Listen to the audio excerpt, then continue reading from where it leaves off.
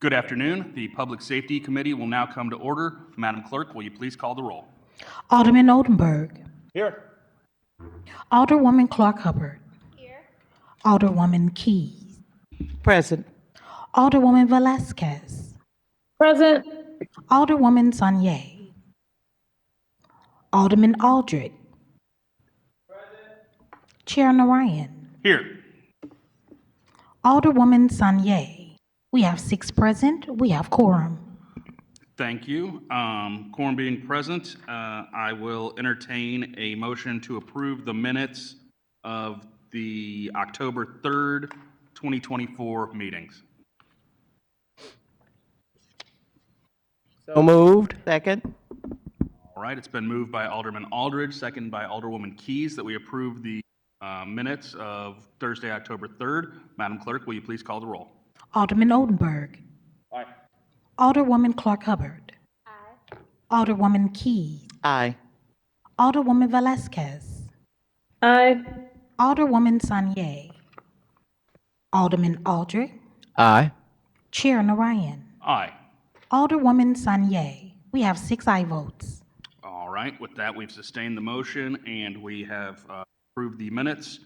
We're going to take things slightly out of order today. I'm first going to, I'll be handling Board Bill number 111 at the request of Alderman Volmer, who wasn't able to be here today. Then we'll move to Board Bill 110, and then finally we'll have a discussion on the Prop S funding. We need to have some things finalized by December on that, just in terms of first steps. So just want to make sure that we all have kind of that roadmap laid out for us. So with that, I'm going to turn the chairmanship over to Vice Chair Aldridge while I present Bill 111.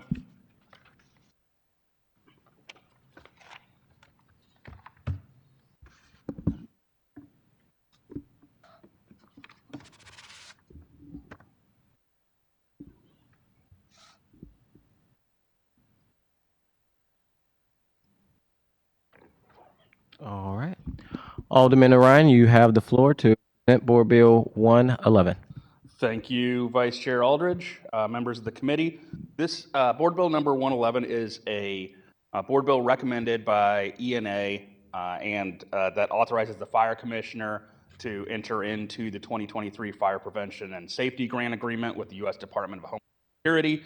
It authorizes the Commissioner to accept grant funds, to appropriate the funds, and there is a required match for the funds. What this really will allow for is a 34-foot training trailer in which we will be able to create numerous hands-on emergencies that should help for training purposes. As well, there's funding for educational materials and handouts. And then I think potentially most importantly, when we're looking at it from through a public safety lens, over the course of 2 years, it allows for 3,000 smoke and CO2 detectors to be given to the community, as well as 7,000 long life smoke alarms. Those last for 10 years. So these are, the alarms that alert people that there's either smoke or CO2 in their home, and allow them to leave that home, which helps to prevent firefighters from needing to go into those places if they know everyone is out. With that, I'm happy to answer any questions. All right. Starting in order of seniority, I will start with Alderman Oldenburg. No questions. Thank you. Alderwoman Clark Hubbard. I don't have any questions. I just would like to add to be a I'd like to ask rather to be a co-sponsor. And my name. You just do it in bang. Yeah, I would like to make the motion that we pass Board Bill 111 out with a due. I'm sorry, Board Bill 111 in bank. Second. All right. There was a motion to embank Board Bill 111 from the Alderwoman from the 10th, seconded from the Alderwoman of the 7th.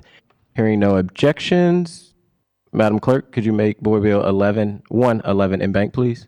Noted. Yeah, yesterday was the 5-year anniversary. Everybody knows how much I love the fire department. I really was supposed to be a fireman. Really, I was. But yesterday was the 5-year anniversary when I did a controlled burn down on with the fire department. It was an amazing, eye-opening, lightning, excuse the pun, experience. And it also reminded me that, to your point, this is good timing because with daylight savings time coming up, that's another good time to check or change your smoke and CO detectors. So thank you for bringing this legislation forward. Thank you, Alderman Ballmer, and thank you to our fearless St. Louis City Fire Department for all of the work you do daily. First in daily. All right, Alderwoman Keys. No questions, but a comment. It's very timely that this Board Bill 111 is on here. I literally just left from having lunch. I treated the new recruits from the fire department to lunch at Maggie O'Brien's.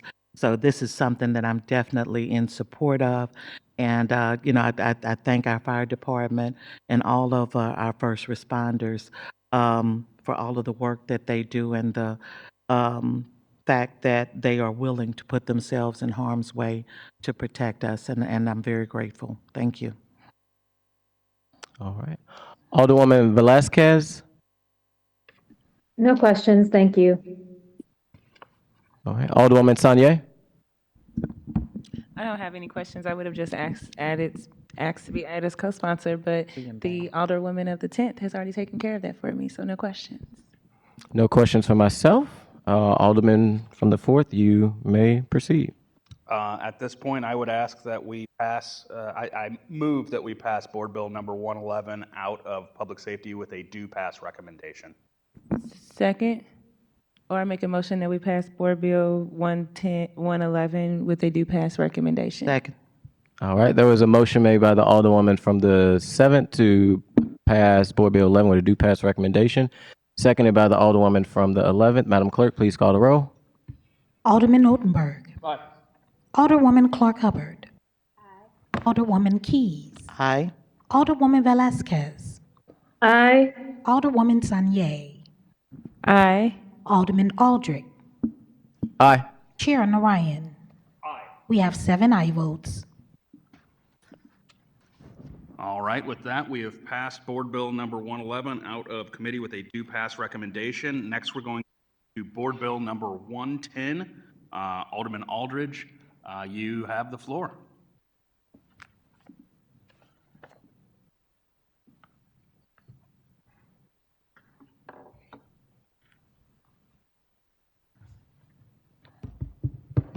Thank you, Mr. Chair and members of the committee. Madam Clerk, could you read Board Bill 110 summary?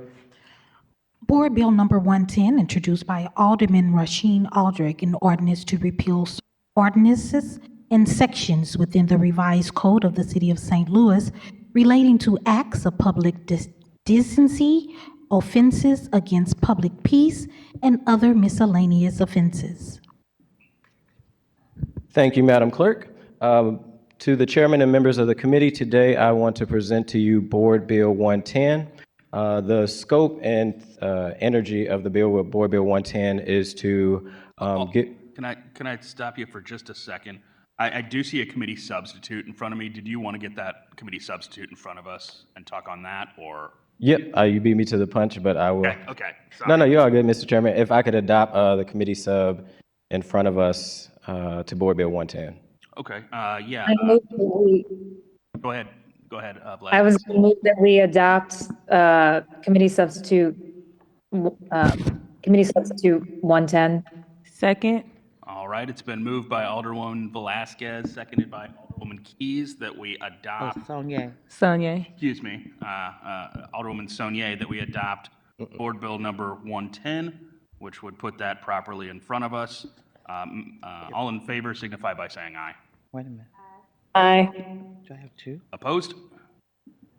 All right, so now we're working on 110. Committee sub, and you will see that, so there's 2 in front of everybody, but it is the one that says committee sub in front of you. Okay.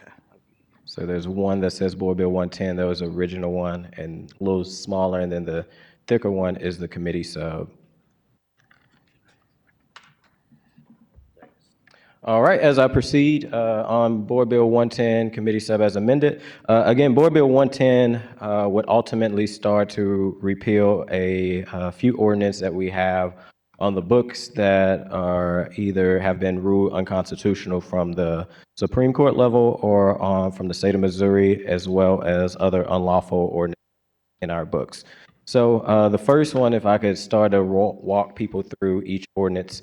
The first ordinance on page 1 that we would be repealing would be ordinance number 54729, which is not being able to desecrate the flag within the state of Missouri, but we would be repealing that far as in the city of St. Louis. There was a court ruling back in 1989. It was Texas versus Johnson, and that was the United States Supreme Court that the Supreme Court ruled that the burning of a flag as a form of a protest is protected by the First Amendment. The judge determined that Lee Johnson acted as the flag burning with the feelings of conducting political messages which fell under the freedom of speech protection. Again, this was something that was ruled from the Missouri Supreme Court, not Missouri, the Supreme Court, United States Supreme Court, that the desecration of a flag is protected under the First Amendment. That was an ordinance that we have on our books asking to strike that out. Ordinance number 57249 is a vagrants ordinance, also another ordinance that was ruled unconstitutional by the Missouri Supreme Court, stating that the court decided that several St. Louis County laws that we also have on our books was unconstitutional for limiting unfair freedom of speech with certain improvements of public safety. These laws require that people to get licensed for certain bodies, the label people without a job or as a home as vagrants, that it could be ruled unconstitutional. Again, that was another Missouri Supreme Court ordinance that was cited in 2021. Ordinance number 69428 is mandating of mediation. The Missouri Supreme Court ruled that local entities could not tell banks that they had to go into mediation with personal individuals. It's actually a state statute that protects mediation that has to be done on the state level, and that state ordinance, for people that want it, is a revised section of 443.454 from the state level that says any mediation between homeowners has to go through state, not local municipalities. Section 15.142 of Chapter 15 gets interesting because when you actually look at this chapter or this section, there is no ordinance. When you look at the other ordinance, you can see when they were enacted on our Muni Code, but when it comes to these two sections, there's no ordinance. So there's a belief that both of these ordinances were struck down, but Section 15 said that it is illegal to bring any insane or mental person within the city of St. Louis. I mean, if you know somebody who is struggling with mental health, this was passed back in the day that if you brought them into the city, it would be ruled unlawful. The second one, Section 11.20 of Chapter 11, ruled that if any insane individual was sent to a hospital and the hospital took them down, then they would be in the custody of law enforcement. So not trying to put our law enforcement at risk, even though this is, I'm sure, both sections that are not followed in law to this day. We just want to clean up the books and take those out of the section. Section 16.08050 of Chapter 16 is saying that a judge can be able to keep you in prison if they believe that you will continue to be drunken. Nowadays, we have rehabilitation that judges put individuals through. This was saying a judge can keep you in prison as long as they think that you weren't going to be an addict. And we want to clear that up because there's due process. And again, our judges do work with a lot of individuals who have like mental health and not just trying to keep them in jail. Section 61415 is repealing the loitering ordinance. So currently right now, if an individual wanted to, or a business owner, a private business owner, keep a loitering sign up, they would be able to. But what this would do is repeal it because we also found that there are other charges that law enforcement can use if somebody is on private property and the owner is asking them to leave. There's other things such as trespassing that we found law enforcement can use, as well as looking at the stats of SLMPD. So they group vagrancy, loitering, and curfew all in one. And in the last 3 months, on July 2024, there was only 2 reports of loitering. August of 2024, there was only 3 reports. In September, there was only 7 reports. So instead of having something on the books that is typically not used within our law enforcement, there's still the ability for, if a business owner feel that an individual is staying on their property, that they could use trespassing, but there's also arguments that have been made if somebody's on public right-of-way that isn't necessarily loitering, but the Fourth Amendment for them to be able to walk up and down the street. And then the last one is amending Section 15.34030, which will put penalties in place, but more second chance violations for individuals who may be in a neighborhood or in a community necessarily doing like prostitution. So as you see in the bold, we end up putting, if any person is found guilty of this first violation, they would undergo some type of counseling and rehabilitation. Again, the goal is not to, in their first offense, to try to penalize individual who may need the most help, but to try to rehabilitate them. In the second sentence in B, you will see there is still a fine and also a 90-day imprisonment if this was to be found again. But ultimately, what we're trying to do is make sure when persons undergo some type of arrest due to prostitution that the first reaction isn't to jail them, but to try to help them. And what we also know in the state of Missouri, former Senator Nasheed used to always hold these sex trafficking awareness rallies in the state to talk about how a lot of individuals are, either forced into this and then found to be constantly criminalized and arrested multiple times. So I know I said a lot, and I know there's some questions, so I will yield to any questions from my committee members of the committee. Thank you, Alderman. I'll just open it up to the committee. Alderman Oldenburg, any questions?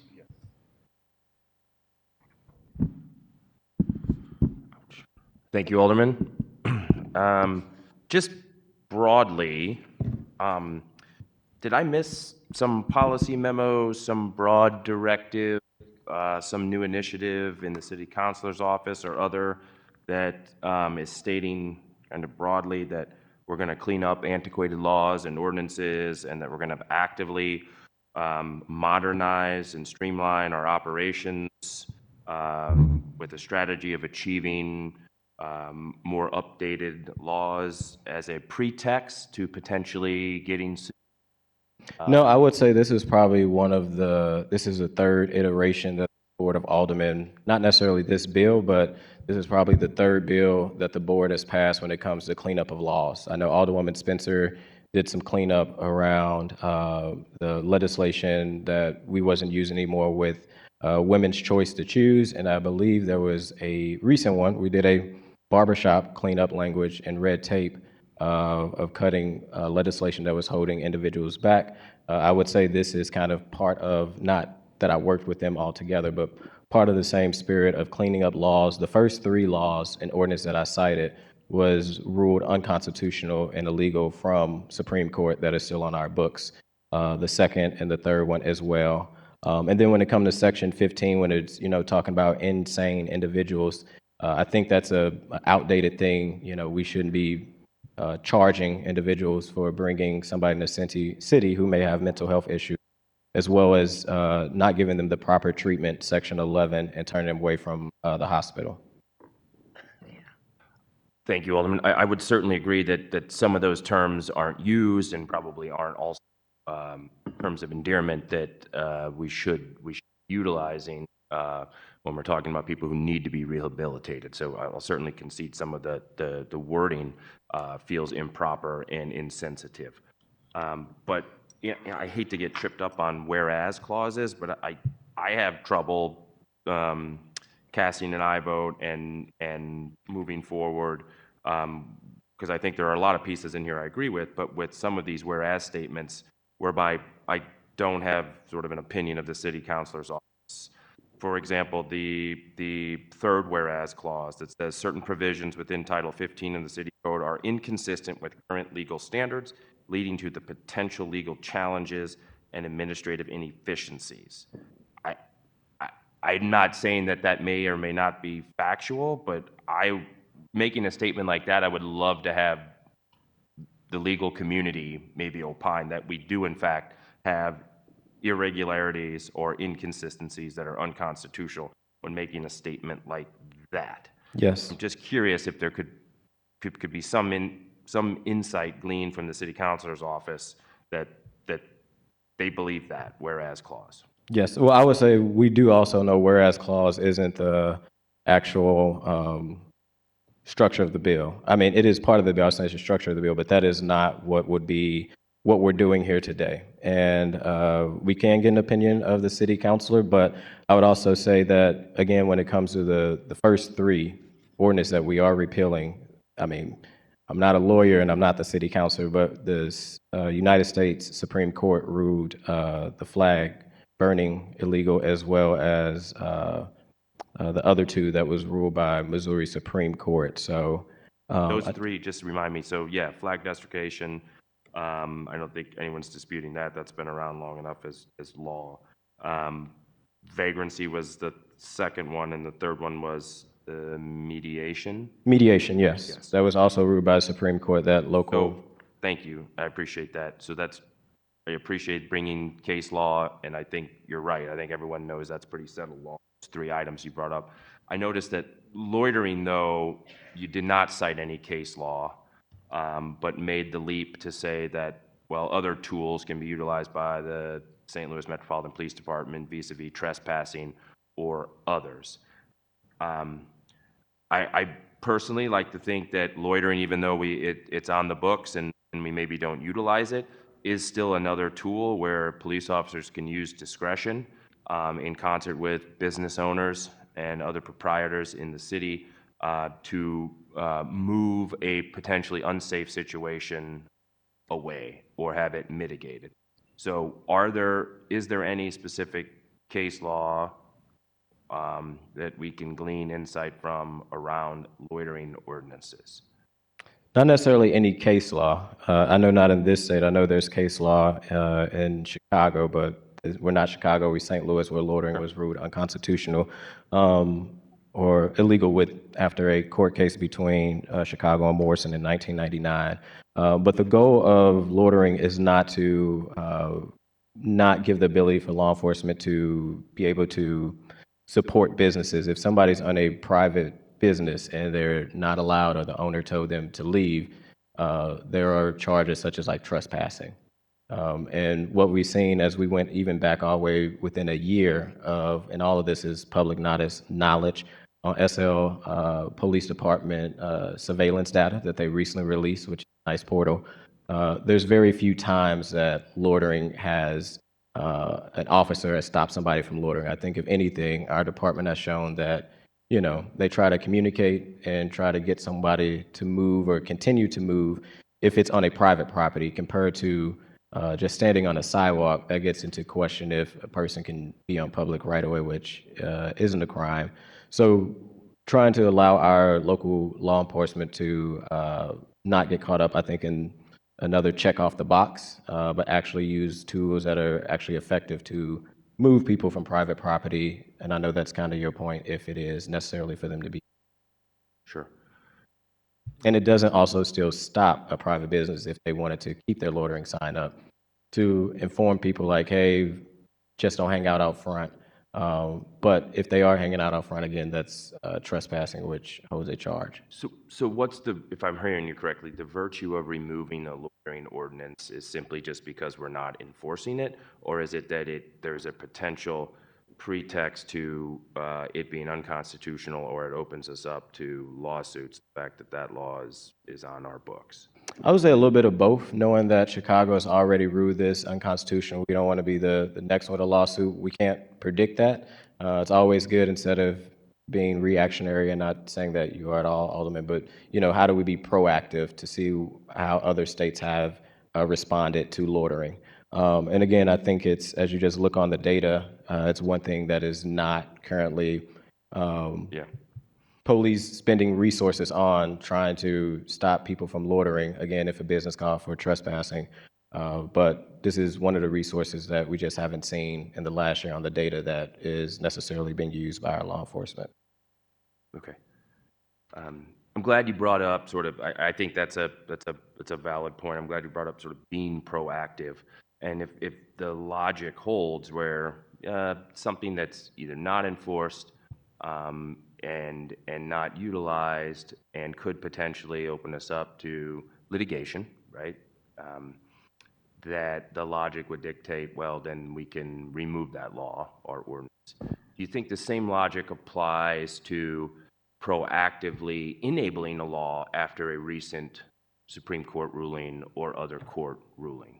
In other words, something becomes a new precedent by a court. Now, therefore, a municipality can enact an ordinance or law.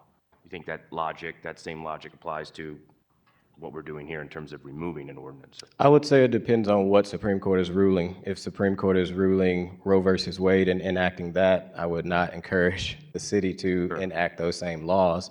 I would hope that we would abide by the Supreme Court ruling. So I think it's a mix of, I think each one depends. That's why I think the top three have already been ruled, unconstitutional. And being proactive to make sure that we don't get caught up in a loitering Supreme case, and I said Chicago, there was actually a Supreme case court ruling, that we don't get caught up into potential litigation. I think doing it on the way we're doing it now is saving ourselves compared to every law that Missouri Supreme Court in a red state, or depending on, hopefully not this election go crazy, Sure. what those laws may be to enforce us to enact those. I think if they are enacted, we must follow the law. And I think if they have been ruled unconstitutional, we should follow that, but also be skeptical to make sure that we don't have things on our books that could get us later down the line, caught up in litigation. Sure. Are you familiar with the recent Supreme Court ruling, Grants Pass versus Johnson? No. Okay, so that was the ruling sort of toward the end of the summer that the Supreme Court ruled that municipalities could in fact make encampments illegal, and that it would not be a violation of the U.S. Constitution. Eighth Amendment, yeah, thank you. Would you support an encampment, an illegal encampment ordinance based on that Supreme Court ruling, knowing that now the municipalities can utilize tools to keep the general welfare and public safe? I believe that we will have to follow the law, and if I'm not mistaken, I think what encampments are, is it federal and state land or city property? Okay. That was a question, since. Yeah. I think support, based on that Supreme Court ruling, the tool for St. Louis to, as a municipality, to make encampments illegal. Well, it's not encampments completely. I think what that ruling says is on certain properties. Camping in public rights of way or other public property, right?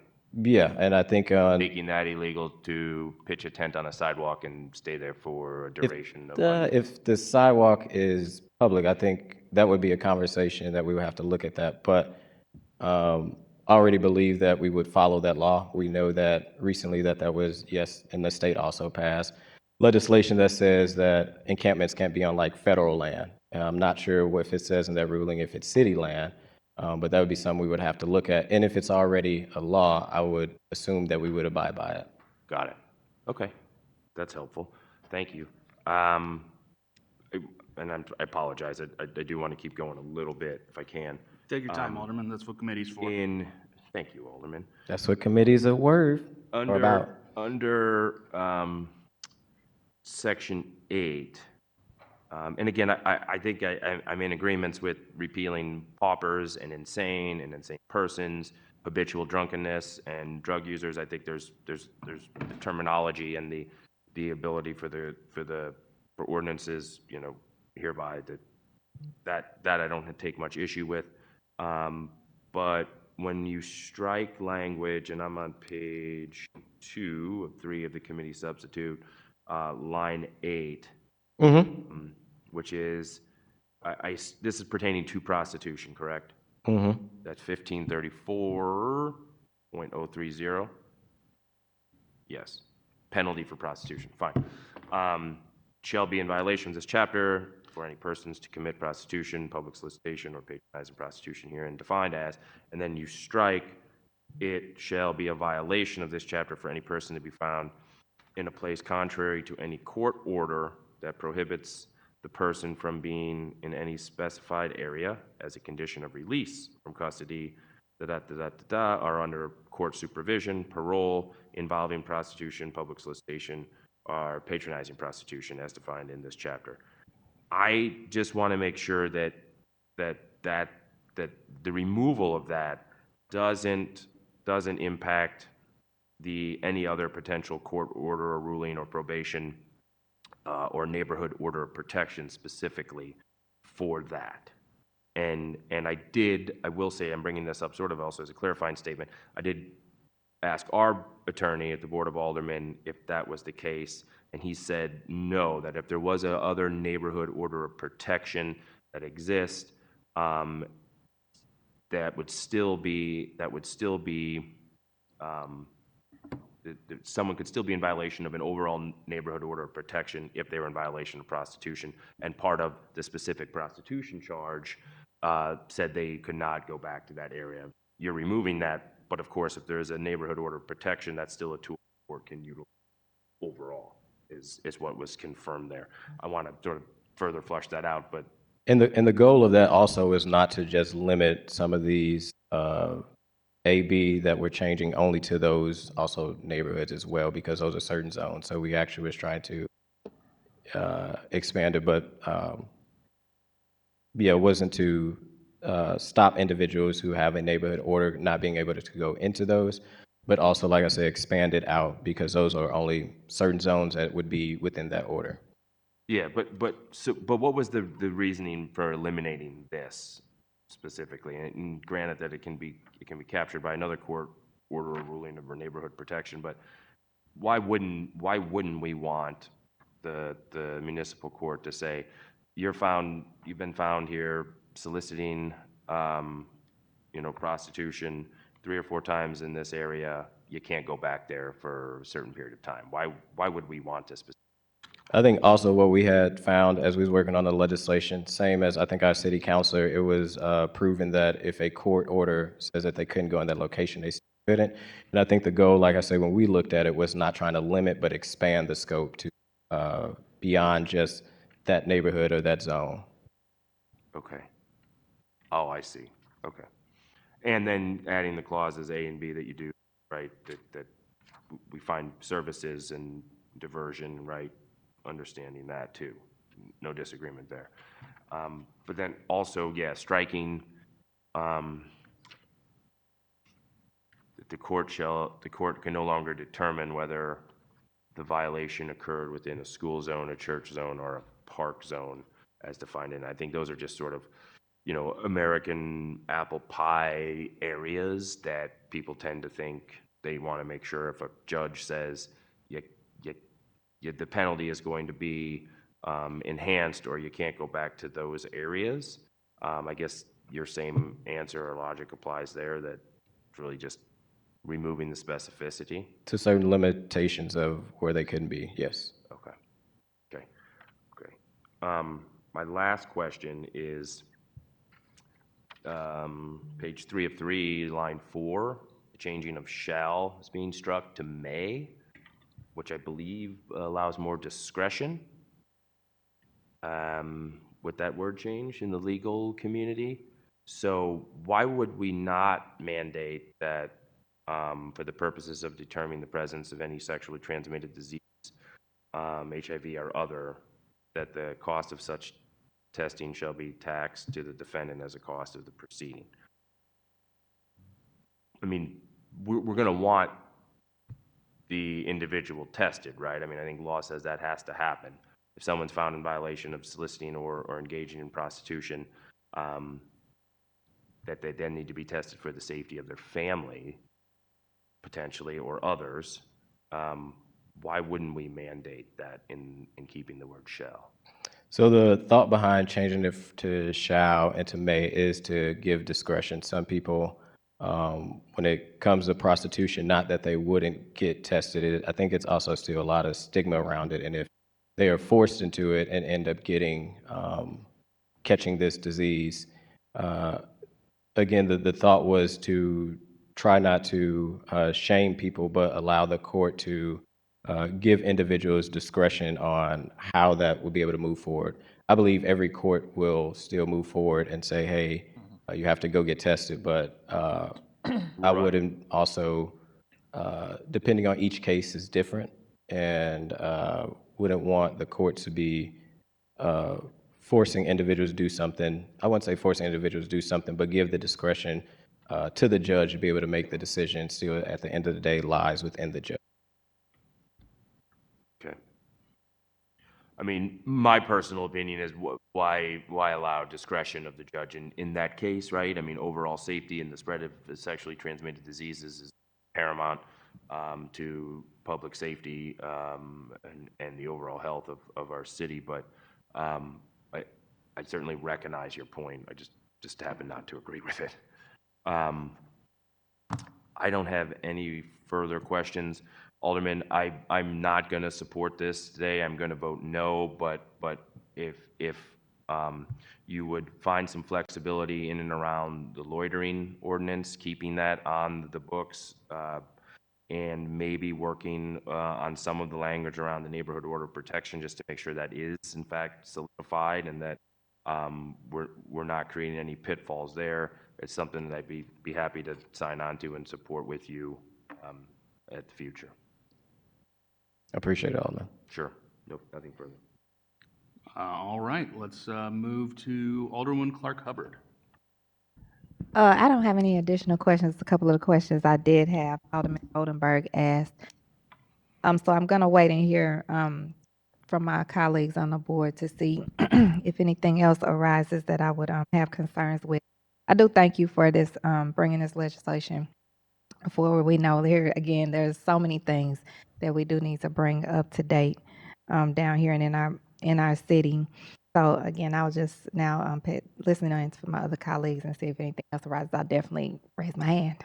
And if I could jump in, Mr. Chair, to your point, Alderman Oldenburg, on that last, when you got all these notes and trying to make sure I juggle them all, on that last May, so it is state statute, chapter 567, section 567.1204, where it says HIV testing for a person arrested for potential prostitution related. In the statute, it says may within that one as well. So it would be in line with the state statute from changing it to shall to may. Okay. Thank you for pointing that out. I would still disagree with the state statute, but thank you. No problem. Appreciate your questions. You too, Alderwoman. All right, let's move to Alderwoman Keys. Thank you, Mr. Chair. I have to fall on the side with Alderman Oldenburg. With the loitering, my personal opinion is that that is not your sidewalk. You know, you're responsible for it. You know, you have to replace it through a 50-50 program, or, you know, if the city's going to replace it, you're responsible for that sidewalk, cutting the grass on the area that is closest between the curb and the sidewalk. And, you know, this recent situation that occurred in South St. Louis where, you know, a family basically set up housing on a sidewalk in front of a homeowner's home, and they were unable to move them. I believe they probably ended up having to get an attorney. I'm not necessarily up on the end outcome that they were finally able to move off of that sidewalk. If that is going to be the position of the city, then no one should pay for sidewalk removal or replacement or repair. Because again, it's not your sidewalk. Somebody else can come in front of your house and set up their housing. With the prostitution thing, I recently spoke with one of our officers who informed me that St. Louis City Metropolitan Police Department no longer has a vice unit. I have seen a tremendous uptick of prostitution in my community. In fact, just down at the end of my block, we had to declare a home a nuisance and have that activity shut down. And I think that if you are participating in those activities, yes, you should have to be tested. At that point, I'm not concerned about whether you feel ashamed or put out there or not. You're putting other people at risk.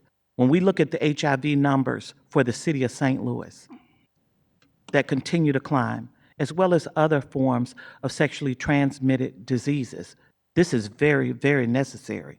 I believe that this requires more discussion and possibly further research by whomever the legal team is, and maybe vote on this on another time. And if I could respond to Alderwoman Key, so what you're stating far as the encampment being set up on a sidewalk, again, that, as you said, they couldn't do anything because that wouldn't be considered like loitering. There are charges that can be made, such as trespassing, which our law enforcement use more of. Somebody just standing on a sidewalk also can get into a conversation of, their constitutional right if they were just, having a cigarette on a sidewalk and someone call and say you're loitering. It isn't to stop encampments. I think there's other practices and ways that our police department move forward if there's an encampment, and I think we have at this board continue to try to figure out how do we remove them, and I know the city hasn't gone in to remove them on the brinks of Ordinance 61415 for as loitering.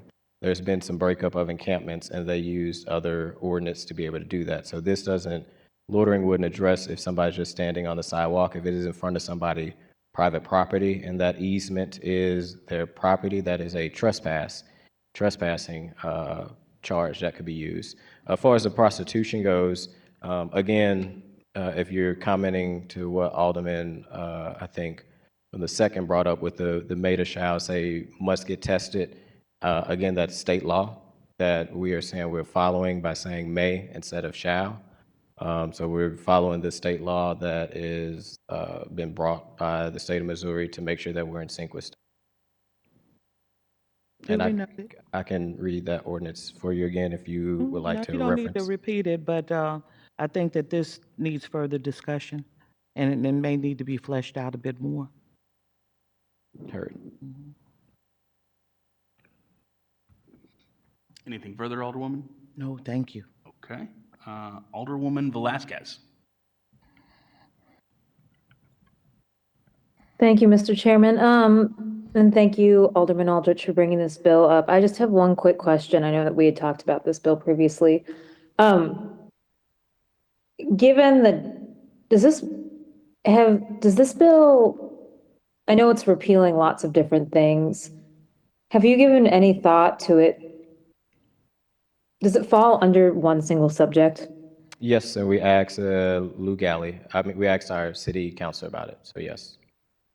Okay, that's my only question. Thank you. All right. Alderwoman Saunier. Thank you, Chair.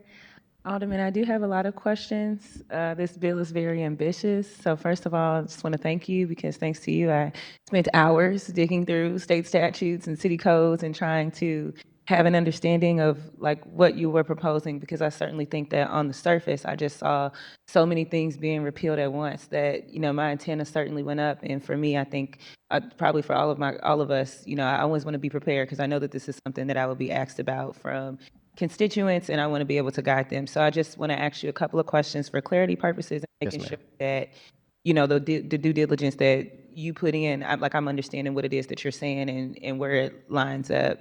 I do want to also start by saying that I'm glad that you ran for office, and I'm glad that you're alder, and I think that legislators have a responsibility to legislate, and that should involve, obviously, I think especially for someone like myself who is extremely interested in policy, like we're gonna dig through codes, we're gonna do research, we're gonna try to bring it up to date, and I don't need a city councilor or a mayor or any other city official to tell me that that's the direction of which we need to do. I think that's something that we have the right to do, and I encourage us to do it, especially knowing how many things are antiquated and outdated in our city. So I want to, I guess, along your general question, I want to be clear. It seems like a lot of questions are about the Is there anything in your bill that is specific to the unhoused issue or any specific city things that govern them? Not in this legislation, no. Okay. Okay, and the chapters that you're proposing we repeal that are specifically related to legal issues that the U.S. Supreme Court or the Missouri Supreme Court declared to be unconstitutional. Correct. Section, or ordinance number 54729, again, was Texas versus Johnson, U.S. Supreme Court. The other two is Missouri Supreme Court. I'm gonna go through section by section, just make sure that I'm correct. Okay, yeah. So the first one was United States Supreme Court ruled that Texas versus Johnson. Texas versus Johnson, yes. Okay, and this was the United States Supreme Court that said that this is, you can't do that, and so you're just trying to line us up with what the United States Supreme Court has said. Yes, ma'am. Okay, section 2 talks about the repealing of the criminalization of vagrancy. And I just want to make sure I'm clear in understanding that this was struck down by the Missouri Supreme Court under Fernandez versus St. Louis County in 2021. Yes, ma'am. Okay, section 3 repeals the foreclosure mediation requirement. And I want to make sure I'm correct in understanding that this was struck down by the Missouri Supreme Court under Missouri Bankers Association versus St. Louis County in 2014. Yep, and that is section 443.454 in the Missouri Supreme Court statute section. Okay.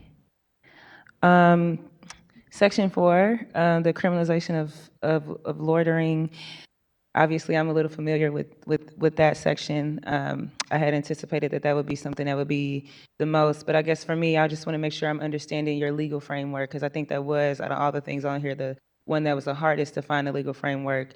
And the only thing that I could really find was that the U.S. Supreme Court in 1999 under Chicago versus Morales struck down a loitering order. And I think that, from my understanding, their reasoning was a law fails to meet the requirements of the due process clause if it's so vague that its standards leave the public uncertain as to the conduct it prohibits. So I guess for me, I want to make sure, is there any other legal framework or any other references that I can find around loitering, or is that what you were looking to? I mean, it was that one, as well as, like I say, we looked at data going back a year of what is on the St. Louis Police Department webpage for as how they use loitering. And what we've seen is they don't use this as a statistic as much anymore. Very few numbers. I think they, like I say, are using resources in different ways to be able to stop somebody from blocking a sidewalk by just saying, hey, I'm having a conversation with you. Like, continue to move on. If they don't show ID, there's charges for that. If they're, again, trespassing, that is like the number one charge that law enforcement typically would probably use if somebody is blocking a walking right of way, or maybe somebody's just standing there. But when it comes to private property, the owner can always request like trespassing. Thank you. And then section 5, you're repealing the prohibition on bringing paupers and insane persons into the city. And from my understanding, and maybe I was reading this wrong, it looks like that entire chapter was already repealed. The entire chapter is not in the city ordinance anymore, even when we tried to get the registered number from the register. So when we went to the register working on these other ordinance, she was able to provide us with those. She wasn't able to provide with those two when you look at the Muni Code, you can tell at some point it was repealed, but these sections never was taken out of the Muni Code. So the whole ordinance that carried these sections no longer exists, but still exist within our code. So is it your understanding that perhaps these sections were accidentally left behind when the entire chapter was repealed? I would say that people work really hard to keep our codes up to date, and I think they tried. I think that's why we use ARPA funds to change our whole like zoning code and all our codes, because it's a lot of things that we add a lot of times to our code, but we don't go back and do cleanup to see if it makes sense, i.e. like the Charter Commission, to make sure that either things are legal, things are up to date, or things just that don't exist anymore are not still within our code. Okay, and then Section 6 repeals the section entitled Insane Persons. I worked as a mental health advocate for years. I have a strong background in that type of work and in those types of services.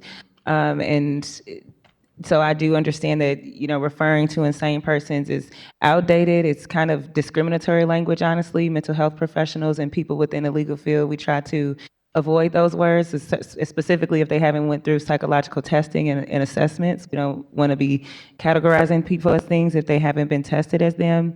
But again, I just found this one interesting again because a lot of it was already repealed. Is that correct, or am I reading it wrong? It was both of those, section 15 of chapter 15 and section 11 of chapter 11 was both repealed. Section 5 and 6 of the bill was both repealed. And I just Already taken out, but left within our zoning code. and then I Our just Muni Code, sorry. That's okay. And then just for my colleagues, I just wanted to read a specific part that is of concern to me because thinking of folks who might be in mental health crisis and what this ordinance says, the language specifically says that a person experiencing a mental health crisis shall be given over to the police for such action as they may find necessary. And I even know that the St. Louis Metropolitan Police Department have started a whole, we have a whole special division so that there can be social services and so that the first route doesn't necessarily have to be a police response. And as someone who has had to work with folks who are in mental health crisis, I know that sometimes police their presence can aggravate or escalate the situation. And I've seen officers themselves want to know, is there another resource or can I go in with a partner? So I just wanted to make sure for my colleagues that I just put, to me, I think some of the danger of that language is just mandating that they be passed over to police because there are EMS responders. There are several folks who can respond to these incidents. And I think the city has actually been putting these things in place so that police don't have to be our sole and only response. Again, not ever saying that it's never a case where you should get the police resolved, but just saying that it's not always a case where you should get the police involved. And also just want to also note that in the event that, the hospital rejects a patient or, find that they're not at a certain level of crisis, which does often happen after police make arrests, it just makes for a tricky situation. Section 7 repeals the section on criminalizing habitual delinquency. Can you elaborate on that? I guess, from my understanding, you're trying to give a municipal judge the discretion to jail no longer than a year for habitual things. And again, I want to make sure I'm on the same page as you because you're talking about habitual delinquency. So you might be talking about habitual arrest for substance use treatments, habitual arrest for a mental health crisis, and you wanted to make sure that there's discretion for a judge to evaluate that and take that into stance and be able to exercise discretion.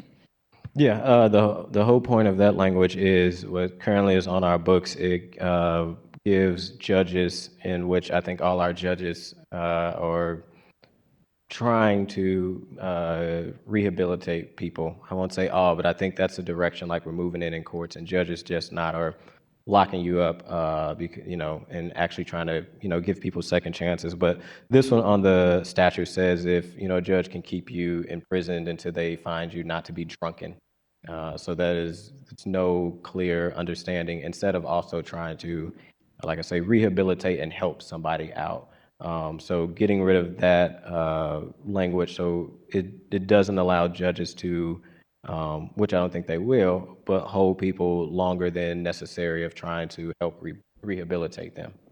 Yeah, I know as a mental health advocate, a lot of times judges would specifically use like a drug court or something like that so that they weren't in situations, I would have clients or patients that would be in jail and actively going through detox and like probably would have died if they weren't able to get access to some of those other resources. So I just want to make sure that you're trying to create a situation where people are not jailed for their addictions, get pathway to another source of treatment. Yeah, like you say, we have jail court. So a lot of time, or drug court. A lot of time, these situations that occurred, somebody who have been through drugs, they go through drug court, and there's proper channels that those judges go through to make sure people are getting, necessary counseling or rehabilitation compared to, again, some old language that's been on the books for a long time that says that a judge can just keep you in jail till they feel you're not drunken.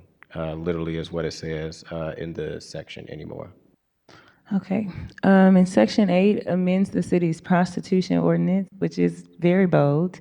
So for me, when I look this up, I do feel like my constituents have varying thoughts and feelings around prostitution because, obviously I understand that, a lot of people who are either prostitutes or sex traffickers, because a lot of times you can't tell the difference, that they have kind of been victims of circumstance in their own right.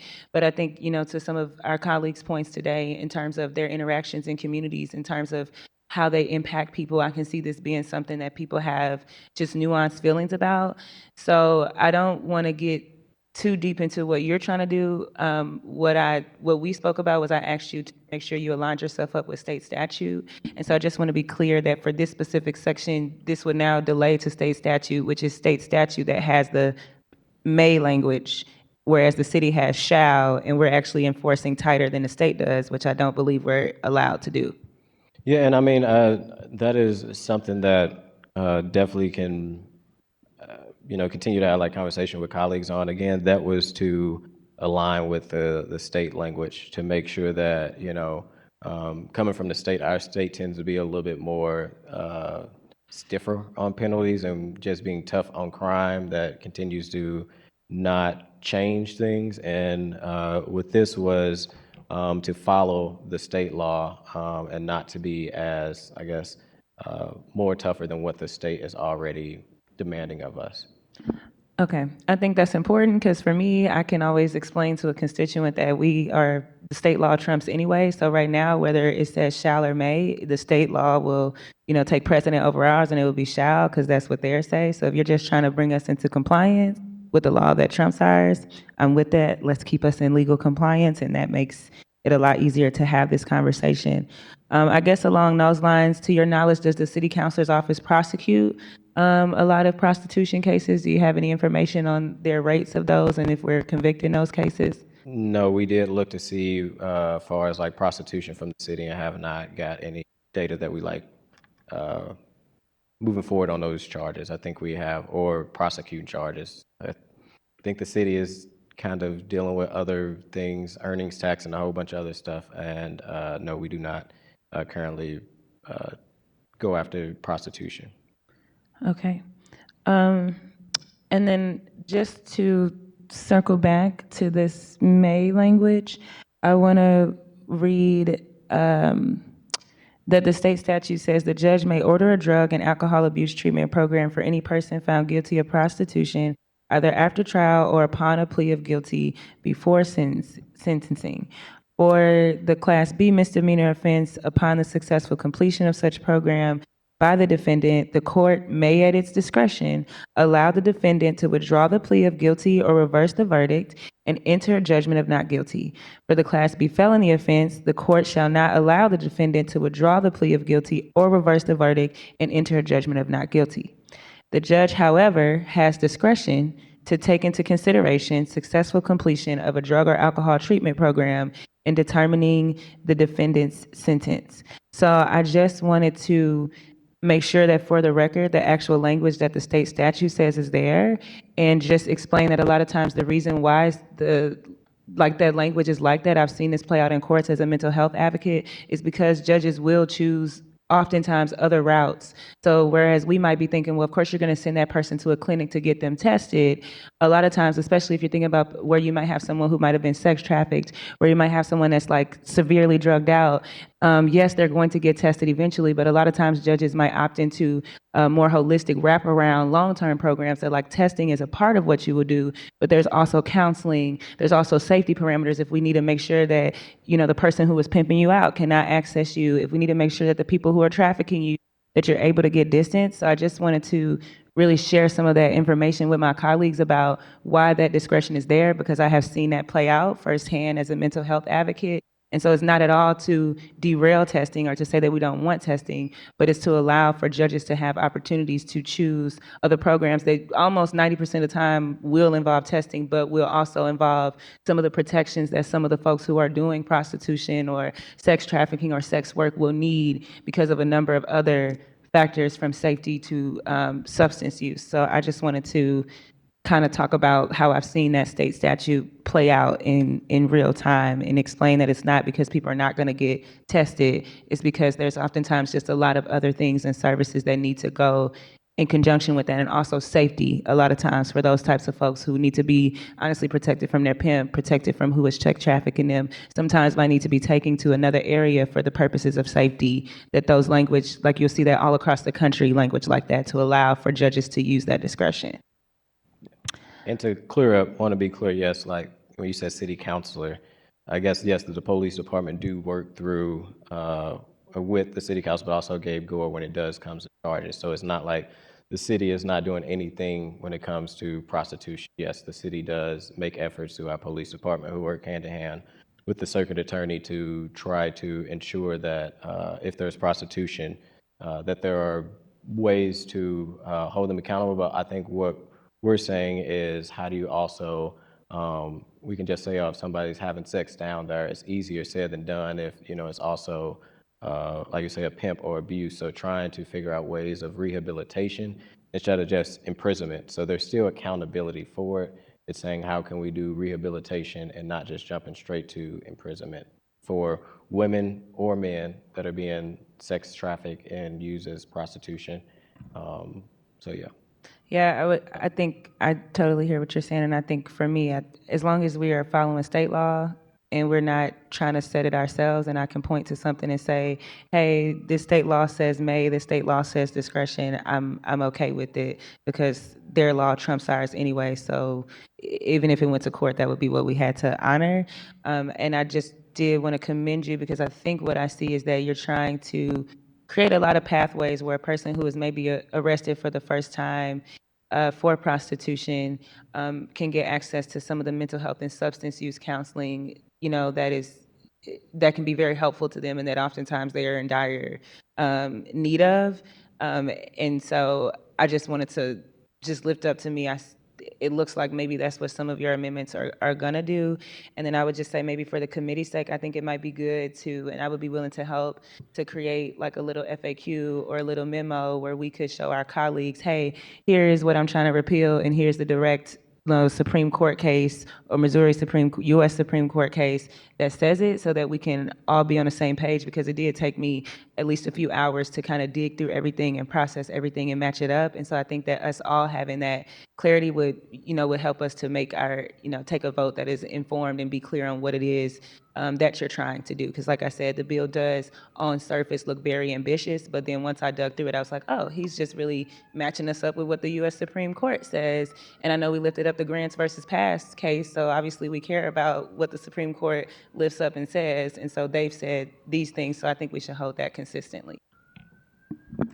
Thank you.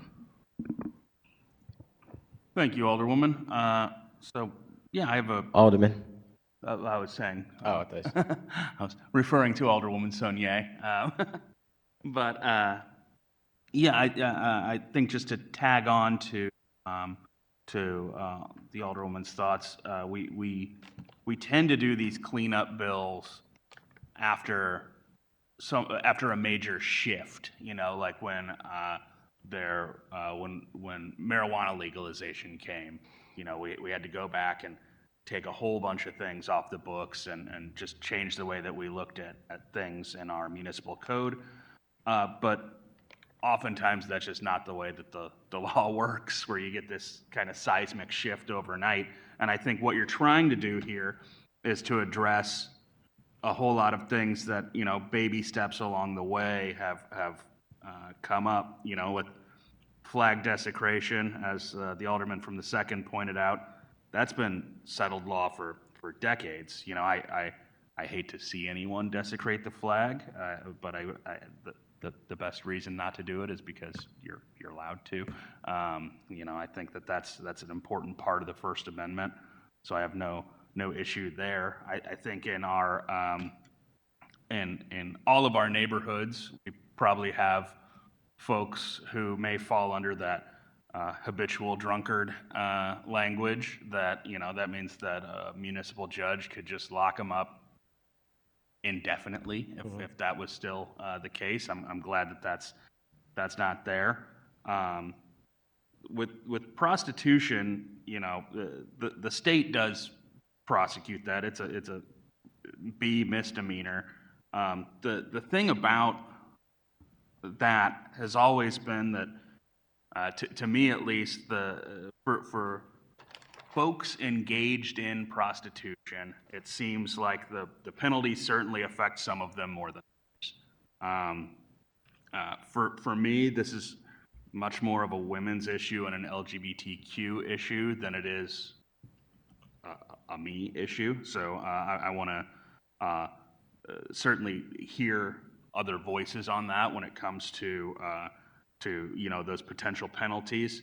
I do share the alderman from the second's concerns regarding both the effect on any neighborhood order of protections, as well as the STD, STI testing that would come into play. I think, as Alderwoman Keys pointed out, we do have, just as a region, higher incidence of STIs than many other similarly situated places. I think this may be a kind of choke point that we could look to address that. I think that most people don't want to intentionally infect anyone else with anything, but you have to know to be able to make those informed decisions. I do agree that diversion is almost always more helpful in preventing further bad acts than simply saying you broke the social contract, now we put you in a room for this long, or you give us this much money, without ever actually identifying the underlying issue. And I think particularly on something like prostitution, where people get into that line of work for many different reasons. Some choose to, and some it's an absolute act of desperation. And I think to be able to control for that at the time of arrest and have a judge be able to say, hey, you're one of those people who would really rather not be engaged in this line of work. What can we do for you? Rather than let's throw the book at you. I think that's really important. And I think that would be a fantastic way to address this. Like I said, I do just share a couple of those concerns, but I think ultimately the vast majority of what this does is just bring us into compliance with where the kind of where the Supreme Court and where the state has said that we need to be.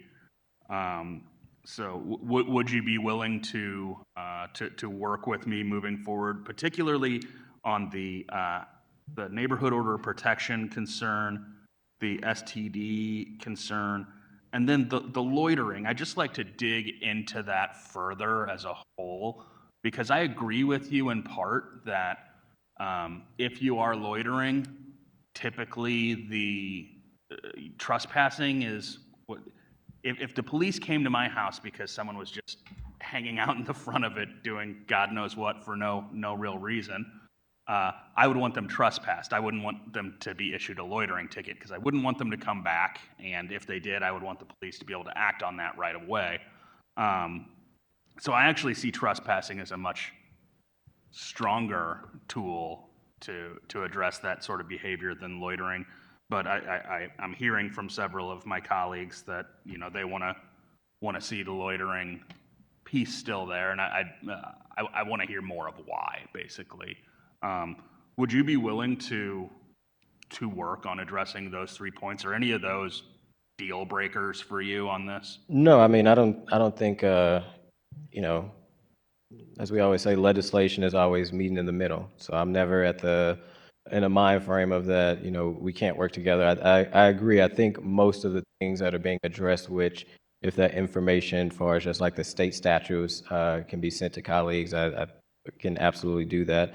I think, like you say, the small hiccup, and I wouldn't say small because I think all my colleagues' concerns are important, so don't take that in any way. But like you say, willing to look at loitering, again, the thought behind that was, again, looking at the data and seeing what we use and what we don't, and how do we, like you say, I would believe that more law enforcement officers use trespassing instead of loitering. And then I know I talked to the alderman before the committee on some of the language around the prostitution that may have been struck out, that definitely willing to have that conversation. I think since it's, you know, and then I think the last strikeout is the school zone and the church zone, which I don't think seem to be an issue. Willing to work with colleagues through the process. Would love to take a vote on it, knowing that we would still work as the legislation move, as we've done that with many pieces of legislation on the floor, even when we thought we got it right in committee and still made changes. So, you know, definitely have my commitment there to work with you and any of my colleagues before we ever get to a place that is perfection without actual changes made from colleagues. All right. Well, you know, it's your bill, Alderman, and I trust you to understand where your vote count is. So if you'd like to have a vote on it today, if there's a motion and a second, you're more than welcome to, or you're welcome to hold it to put more work in. I'll leave that completely up to you with what you'd like to do. Any other questions first from my colleagues? No, nothing from me. I guess I will ask a question. Just for transparency, because I know I reached out to you that because he's calling me, so he might be watching. Well, he's not watching if he's calling, but I reached out to Judge McCoy just to get some clarity on that too. And it was shared with me that you might have met with Judge McCoy or speaking with him about this legislation. I think it would be good to share that part, because that was one of the questions that that came up during conversation here with our colleagues. So if you want to speak to that, if not, or whatever, you're going to move forward. But I did want to offer you that, since I love, again, where this happens in committee and having the transparency. And I did reach out to the chair about that. And Judge McCoy, if you're watching, I did get your call, but I can't answer. Yes. So I do know, and always this is my tag team partner who's not here right now in the moment. I do know that Janika from the president's office did extensive review, so this wasn't nothing that we've been talking about for months. And I know she met with the judge on some of these ordinance, and just wanted to make sure that we was in line. So I don't know the personal conversation, but that was a conversation with her and the judge now. And I think you're probably getting confused. To be clear, we met with him on the jury trial legislation. That, yeah, different, yeah, working on. Go ahead. Well, Alderwoman, is that all you had? Okay. Please proceed, Alderwoman. Have you spoken to SLMPD to make sure that nothing that we're going to do today is going to inhibit or interfere with their ability to enforce the law? No, removing loitering, though, I don't think would prohibit it. Again, they have other tools in their toolbox that they use that, when you look at their stats, are not using loitering. And again, referencing to that state law, just thinking about the potential avalanche that may be coming down if our law enforcement are using that, and then somebody want to go out and try to cite that case against our own police department. So again, I think they would use trespassing or other means before loitering, especially potential litigation, since it has been ruled by the Supreme Court. Thank you. Alderman, you're recognized on the close.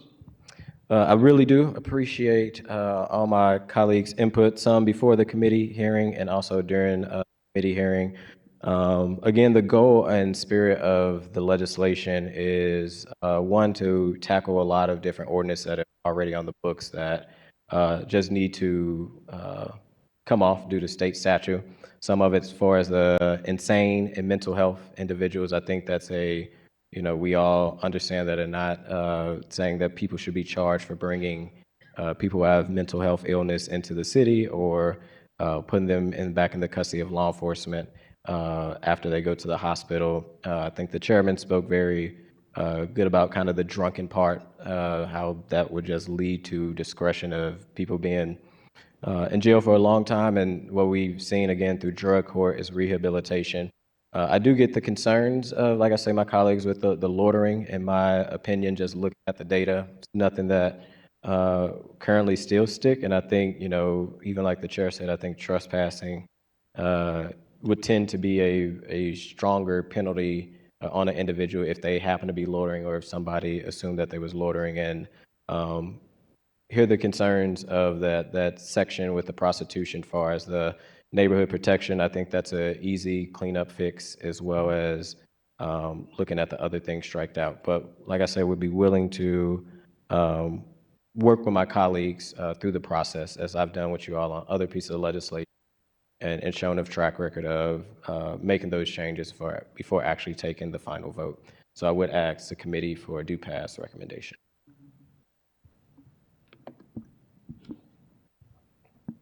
Is there a motion? So I move that we pass Board Bill 110 with a do pass recommendation. Second. All right, it's been moved by Alderwoman Saunier, seconded by Alderwoman Clark Hubbard, that we pass Board Bill number 110 out with a do pass Committee sub. recommendation. Committee sub. Is that the committee sub? Excuse me, 110 committee sub out with a do pass recommendation. Okay, so I'm sorry. So did Sanye make the move to pass Board Bill number 110 committee substitute? Yes, I make a motion that we pass Board Bill 110 committee substitute with a do pass recommendation.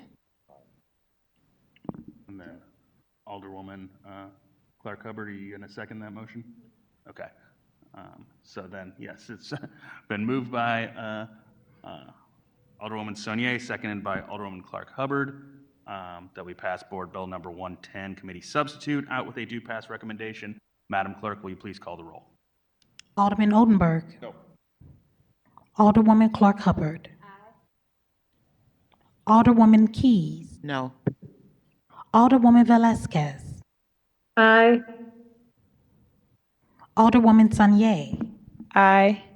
Alderman Aldrich. Aye. Chair Narayan. Aye. We have 5 aye votes and 2 no votes. With that, you've sustained the motion and passed Board Bill 110 committee substitute out with a do pass recommendation. Thank you all. With that, we will move to our last agenda item, which is the Prop S discussion. I know it seems like we were just discussing this quite recently, but we are trying to change that cycle, as we had discussed during the previous iteration of this. And so that means that we need to get on the ball a little bit quicker this time around. So one of the things that Mr. Pinckney had brought forward was the timeline on how he would like us to proceed. I wanted to share that with everyone because we do have some things coming up relatively soon. So if anyone has any questions or concerns relating to either the timeline or any of the issues brought up in the timeline, we can address that. And Mr. Pinckney couldn't stay for the duration of this meeting, but he did ask that anyone who has any questions or concerns reach out to him.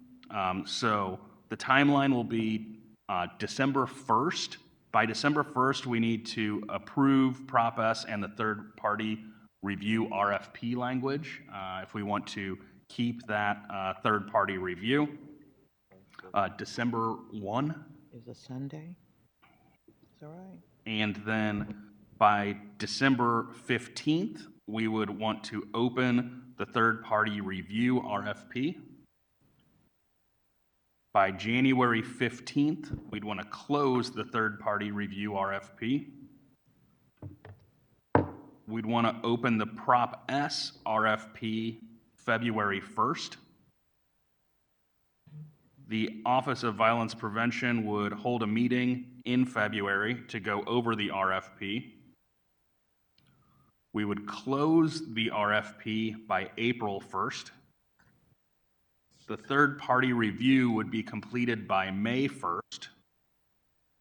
The Office of Violence Prevention would then provide the Prop S report at the first Public Safety Committee meeting after May 1st. And we would provide organization names and funding by June 15th, which would get the funding out prior to the summer break. So does anyone have any questions, concerns, issues there? I do. Please proceed. Thank you. I just, for clarification, and actually Alderwoman Keys and I both made note that December 1st is a Sunday, so, The 15th. The 15th is Sunday as well. yeah, and the 15th is as well. So you said December 1st, but I'm assuming that you really mean it would be November 28th, since that's the Thursday? Yeah, we just need to have it done before, what he's saying, before the 1st. So these aren't like by end of business on this day. Okay. This is just a book, it's to say, have everything done before this date, yeah. Okay. And can you also, you're going to email out that timeline to the committee? I certainly can. Thank you so much. That would help, so I know where we're going to be held to. And, go ahead. Thank you, Mr. Chair. Can y'all hear me? Okay. I know, don't tap, all right. Is it working? Okay, maybe it's just low. Just a thought to remember as we move through this process, especially like in, I don't know when the board goes down. I think we may go down like in February. We have an earlier break because I know some folks will be running. Since it is an election year, there is complications there. And so we did move through this with the Board of Aldermen's schedule in mind. Okay, and then just I guess to remember, I mean, because then maybe you'll still be chairman. Hopefully you're still chairman, but it could be a different chairman and different committee Sure. when some of that information is.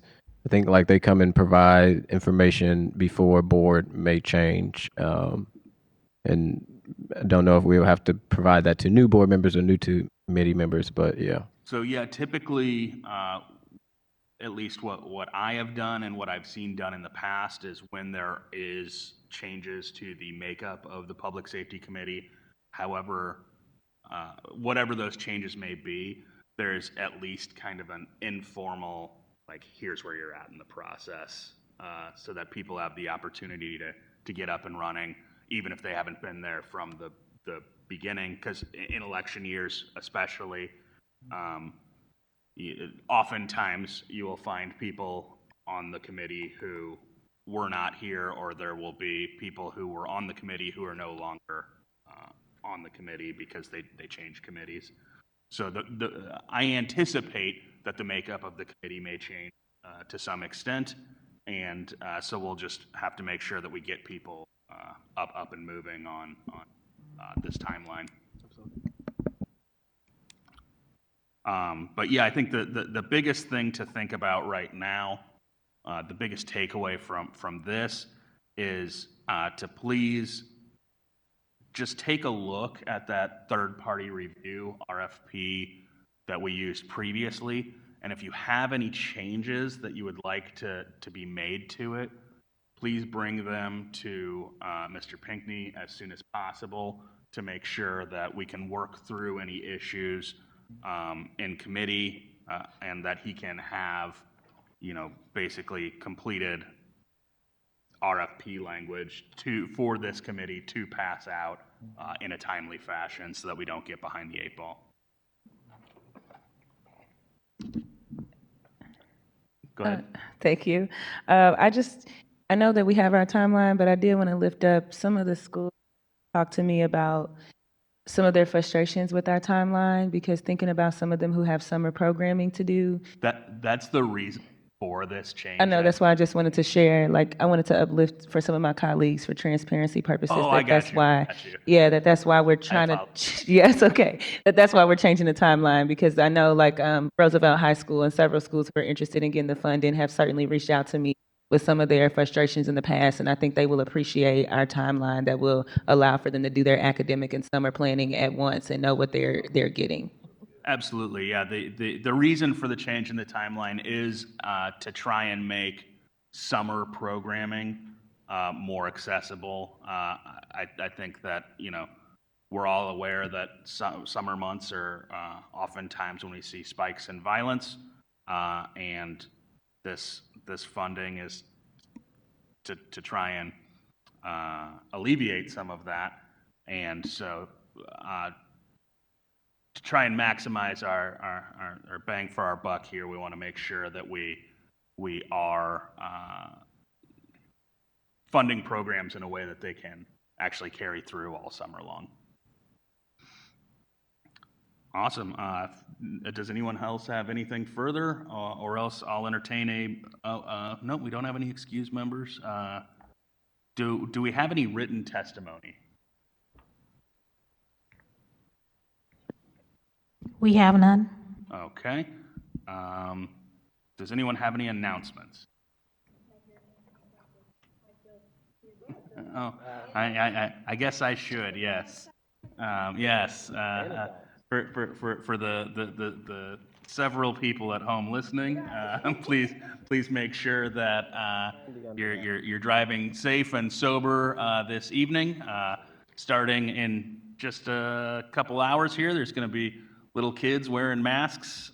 May not be able to see well. It's going to be dark. They're going to be all jacked up on candy, doing God knows what. Maybe not looking both directions before they cross the street, and generally doing insane kid stuff. So please make sure to look out for them so that we can all have a Halloween. And to the kids at home, I am an adult that's jacked up on candy too, and there's many adults that are jacked up on candy. So, but also, I'll probably say this again on the floor for tomorrow. Please, to the colleagues that are here, make sure you check out the art exhibit that is in the Kennedy Room, also in the artists of the 14th. But also, I wanted to, and I forgot to say it earlier, thank my legislative assistant Matt also for the help on the piece of legislation earlier. So that's all I got. Okay, Alderwoman? I just have a quick announcement too, in line with the Halloween festivities. This evening, we are looking for a safe alternative that is sponsored and taken on by the city yearly. I love this haunted hall here at Woe Rec Community Center, 1515 North Kings Highway. This year, they're not only having the haunted hall experience, but they're also having a bonfire with s'mores making, trunk or treating. It's always a great event, and to see the children again in this safe space enjoying the holiday. It always gives me hope over at Woe Community Center. So again, 1515 North Kings Highway from 5 to 8 tonight. It's Horror Night with City Rec.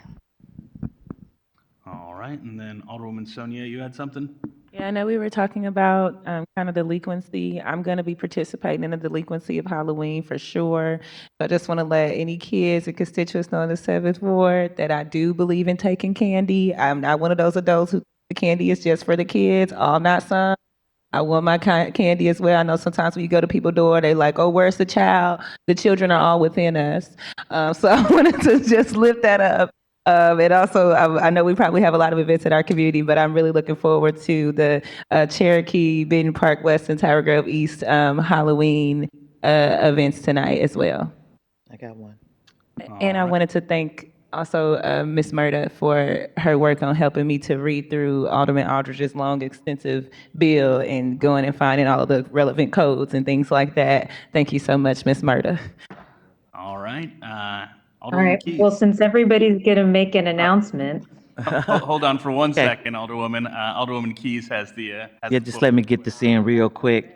So, at Rock Church in the gym, starting at 5:30, we will be handing out candy. Let the children know that Alderwoman Keys is on the way, bringing the bag. Thank you. All right. Alderwoman Vasquez. I'll be joining some folks in Shaw, handing out cotton candy and snow cones if you're in the, on Spring in Shaw, so, look for me, so I'll have some cotton candy too, so. Great. Well, with that, I will entertain a motion to adjourn. So moved. Second, All in no favor? objections. All in favor signify by saying aye. Aye. We Aye. stand adjourned.